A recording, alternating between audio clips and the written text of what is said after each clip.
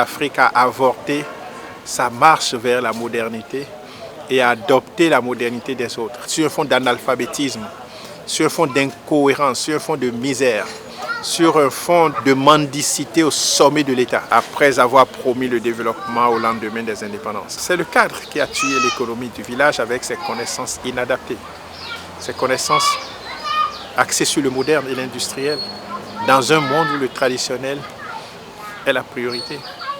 Il faut revoir les choses. Les normes européennes ne sont pas les normes africaines. Les normes des villes ne sont pas les normes du village. L'immunologie du monde paysan ne doit pas être l'immunologie de ceux qui vivent sur les carreaux cirés, quoi. L'eau potable pour nous, c'est l'eau de robinet.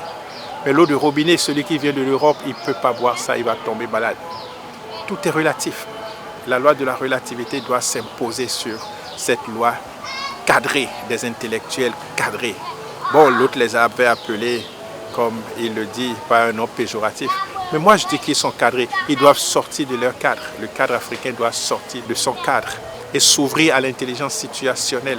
1 plus 1 égale 2, je suis d'accord. Mais il faut ajouter que c'est dans grand air. 1 plus 1 ne donne pas 2 dans la famille. Ça devient les mathématiques de la stérilité dans la famille. 1 plus 1, si ça ne donne pas 3, 4, 5 ou 6, vous ne pouvez pas vivre ensemble. Mais ça, c'est un grand F.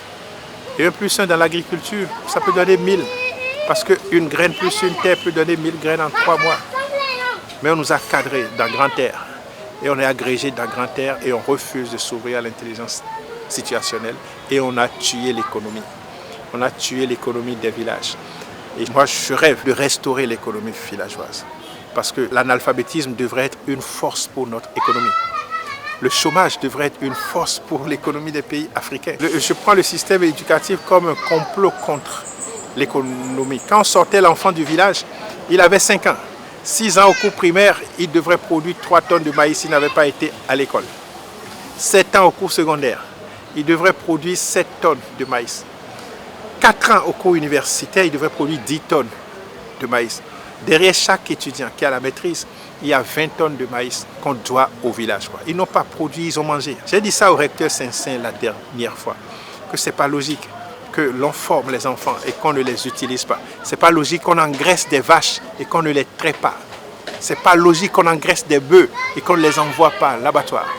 Ce n'est pas logique qu'on arrose des palmeraies et qu'on les délaisse à la floraison. Je dis, il y a un problème. Avant les indépendances, il n'y avait pas la pauvreté dans les sociétés africaines. Il n'y avait pas le chômage non plus. Après les indépendances, les cadres sont partis du développement comme objectif, mais ils nous ont amenés à la pauvreté et au chômage. Je dis, ce n'est pas leur faute. C'est parce que la formation des cadres africains n'a jamais répondu à un besoin africain de formation des cadres. Elle a toujours été intégrée à un besoin colonial qui voulait mieux gérer la post-colonisation. Et tous les États africains, après les indépendances, ont mis en place un système d'administration, de grugeage et de braquage, quoi.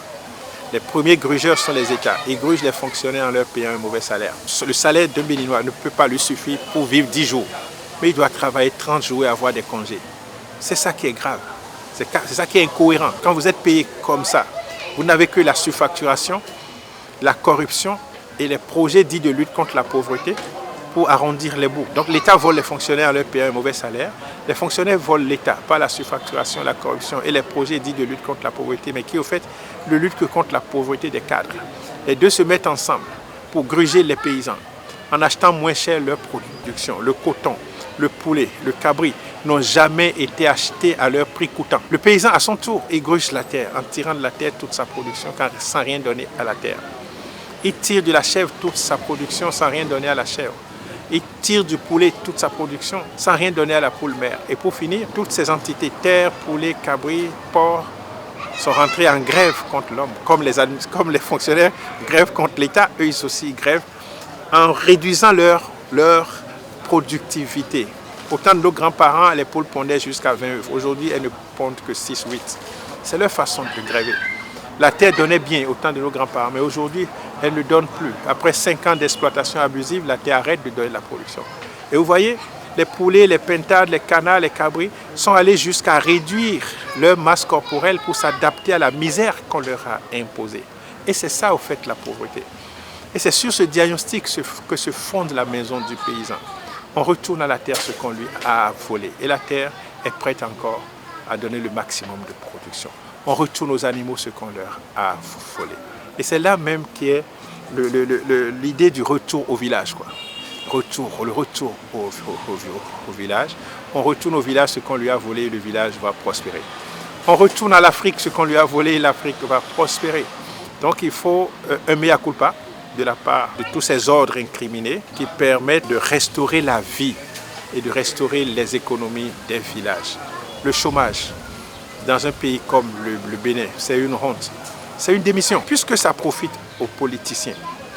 Puisque la misère leur profite, la pauvreté leur profite, c'est sur un fond de pauvreté qu'on est maire ici, qu'on est député au Bénin, qu'on est président. Puisque ça leur profite, ils ne trouveront jamais la solution à ça.